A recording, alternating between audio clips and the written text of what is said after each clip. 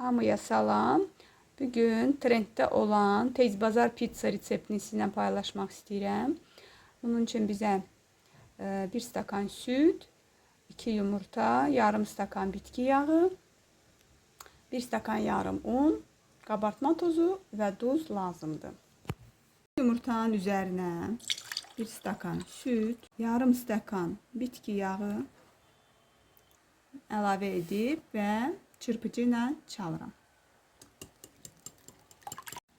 Unun üzərinə qabartma tozu səpirəm və əliyirəm.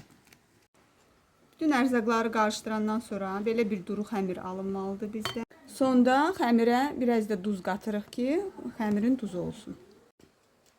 Hazırladığımız xəmirə evdə olan kalbasa, sosiska, xırda-xırda doğrayıb onu qatıram. Sonra bir pomidor, bir biber xırda-xırda doğrayıb onu da əlavə edirəm. Bunları belə qarışdırıram. Və soba kağızı sərilmiş listə bunları tökürəm. Və sonda sürtkəcdən keçilmiş Holland pendiri ya mozzarella pendiri, kimin evində nə varsa onu əlavə eləyə bilərik. Belə səpirik ki, rezin kimi dartınsın.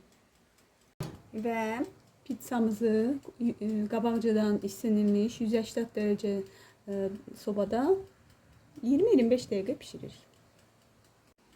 Budur. Pizzamız hazır. Altı da qəşəng qızarıb. Hazırlayan hər kəsə nuş olsun.